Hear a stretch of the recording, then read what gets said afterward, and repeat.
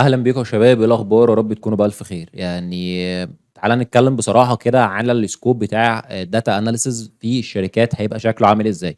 لو أنت فاكر إن الscope بتاع الdata analyst والمهام الأساسية والرئيسية اللي هو بيقوم بيها ثابتة في كل الشركات اللي أنت ممكن تتخيل إنك تشتغل فيها، أحب أقول لك إن ده غير واقعي وغير اللي موجود على أرض الواقع. لإن لو كنت رُحت اشتغلت في شركة، فأنت ممكن شركة تدّيك scope كبير جدًا، وفي شركة ممكن تدّيك scope صغير أوي تقدر من خلاله تتحرّك. أمّا بالنسبة للفيديو ده، فأنا شايف إن الفيديو ده من أهم الفيديوهات اللي أنت ممكن تتفرّج عليها لو أنت حابب فعلًا تدخل مجال تحليل البيانات. فأول حاجة معانا تعالَ نقسّم المراحل بتاعتك كdata analyst ونشوف الscope بتاعك ممكن يختلف إزاي من شركة للتانية. أول حاجة معانا وهي إن أنت الdata. الdata من أكتر الحاجات اللي أنت بتبدأ بيها أصلًا first step بالنسبة لك.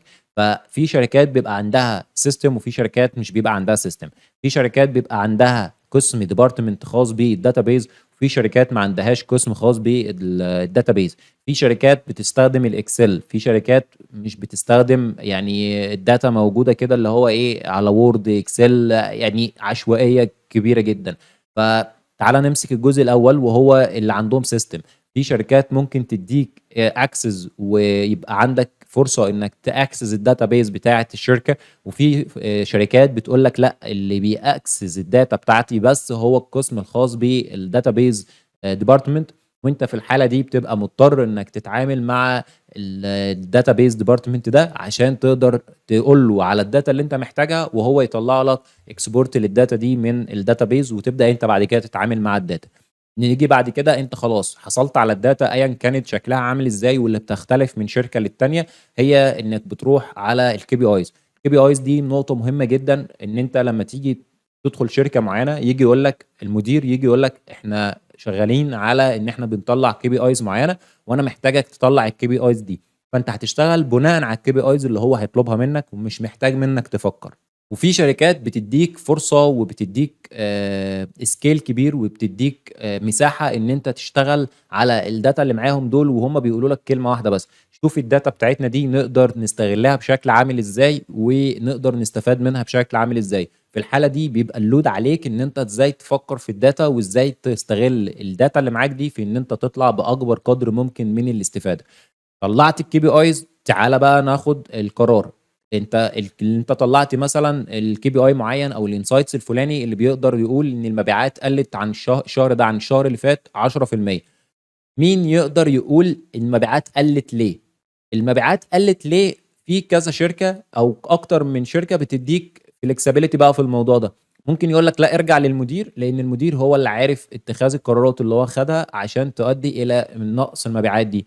في يقول لك لأ، ده إحنا معيّنين شخص اسمه business analyst، الbusiness analyst ده هو اللي بيحلل الأعمال بتاعتنا عشان بناءً عليها نقدر ناخد إحنا القرارات اللي إحنا خدناها دي أدِّت لإيه في الآخر. فإحنا ارجع له 10% قلِّت ليه يا باشا في المبيعات؟ عشان 1، 2، 3. وفي اللي بيدّيك فرصة أنت إن أنت اللي معاك الdata وأنت اللي عارف إيه اللي حصل، فبناءً عليه بتبدأ تربّط الinsights ببعض، بتربّط الdepartments ببعض عشان تطلع تاخد قرار في الآخر هو ليه المبيعات قلِّت 10% الشهر ده عن الشهر اللي فات. ونقطة مهمة جدًا خلِّ بالك منها، هي إن أنت في اللحظة دي هتلاقي قرارات مختلفة من departments مختلفة. يعني قسم المبيعات قلِّت عشان مثلًا على سبيل المثال قسم الmarketing وقّف الحملة الإعلانية اللي كانت شغّالة الشهر اللي فات، والشهر ده ما كانتش شغّالة. ففي الحالة دي أنت لازم تبقى فاهم بقى. طيب مين بقى ممكن يكون aware برضه بالنقطة دي؟ الbusiness analyst والمدير أو الشخص المسؤول عن قسم الdata بتاعتك اللي أنت بتعمل لها analysis. طيب عملنا الinsights بتاعتنا وطلّعنا الKPIs بتاعتنا عرفنا ليه المبيعات دي قلّت. طيب إحنا عايزين ناخد قرار معيّن. في شركات بتدّيك flexibility إن أنت تقدر تاخد قرار أو تحط التوصية بتاعتك، وفي شركات لأ، إحنا نرجع لصاحب القرار، نرجع للstakeholder، نرجع للمدير أو الmanager المسؤول عن اتخاذ القرار. فمدير الsales هو اللي يقدر ياخد قرار في إحنا المبيعات قلّت، طب عايزين نزوّدها، فأنا هاخد قرار معيّن. أو مدير الmarketing أو الHR أو وهكذا من المديرين أصحاب القرار هم اللي يقدروا ياخدوا أو يحددوا إحنا محتاجين ناخد قرار شكله عامل إزاي.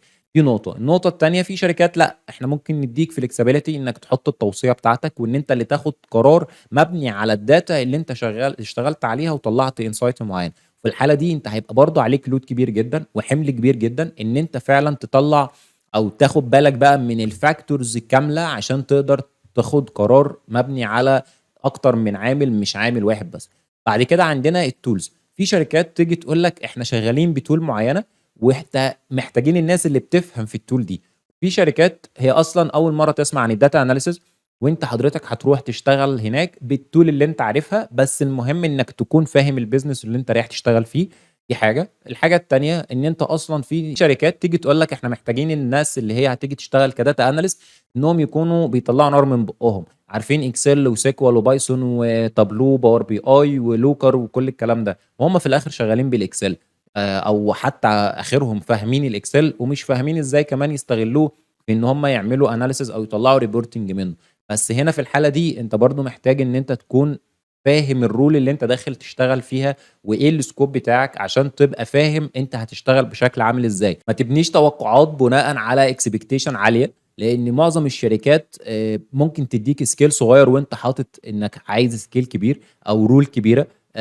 فما تبنيش توقعات بناءً على أحلام كبيرة جدًا بتحصل في مش بتحصل في غالب الشركات. فأنت مش هتبقى صاحب قرار في معظم الشركات، مش هتكون صاحب إن أنت تكون بتحلّل بعض القرارات أو بعض النتايج اللي بتظهر، أنت بتضطر ترجع لصاحب الbusiness أو صاحب الdata دي أو الdepartment ده.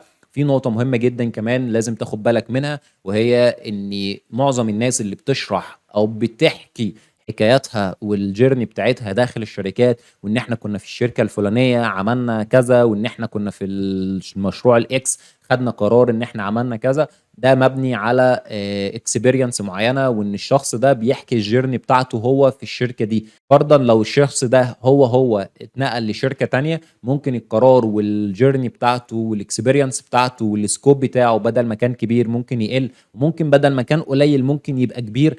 فأنت ما تبنيش إن أنت لمّا هتروح شركة معيّنة هو نفس الscope اللي أنت هتشتغل فيه، وده نقطة مهمة جدًا للي شغالين أو اللي هم already شغالين دلوقتي في شركات. ما تفكّرش إنك نفس اللي أنت شغّاله في الشركة هنا هو نفس اللي أنت هتروح تشتغله في الشركة التانية، تمام، أو في أي شركة تانية لو جالك offer من أي شركة تانية. دي نقطة مهمة. الدرس المستفاد إيه بقى من الفيديو اللي إحنا عملناه ده، إن محلل البيانات ما لهوش كتالوج، وإن كل شركة بتبني الprofile بتاع الdata analyst بناءً على احتياجها هي، وهي شايفاه إزاي، وإيه الtool اللي هو هيشتغل بيها، ومين هياخد القرار، والdata شكلها عامل إزاي، وإيه هو الscope اللي أنا هادّيه له، وهو هيaccess الdata والّا لأ، ومين هيدّي له الdata، وهيتعامل إزاي مع الإدارات، وهيطلّع الKPIs بشكل عامل إزاي. كل الكلام ده بيختلف من شركة لشركة بناءً على الscope والprofile والscaling اللي هو هيدّيه لك كشركة. فما تبنيش ده. أهم حاجة أنا نصيحتي ليك هي إنك تبني الmentality بتاعتك، عشان إنك لو رُحت شركة معيّنة واشتغلت فيها بأسلوب معيّن، قطعًا لمّا هتروح تشتغل في شركة تانية هتشتغل بأسلوب تاني مختلف تمامًا. فالmentality بتاعتك هي اللي هتخلّيك تقدر تتكيّف ما بين الشركات الأدوار المختلفة بتاعتك كdata analyst. أتمنى إن الفيديو ده يكون عجبكم، وإن إحنا جاوبنا على بعض الأسئلة اللي بتدور في مخيلات وأذهان كل واحد فيكم، وإن هو فتّح معاكم آفاق ممكن ما كنتش واخد بالك منها كjourney بتاعة الdata analyst، وتبدأ بناءً على كده ترسم أنت محتاج تتعلم إيه وهتمشي بخطوات عاملة إزاي. اهتم بالmentality بتاعتك، ولو الفيديو عجبكم ما تنساش تعمل لايك، فولو لو أنت على اليوتيوب، ما تنساش تشترك في القناة، ولو أنت عندك أي سؤال أو حابب مني أي مساعدة ما تنساش تكتبها في الكومنتات، وأشوفكم على خير، والسلام عليكم ورحمة الله وبركاته.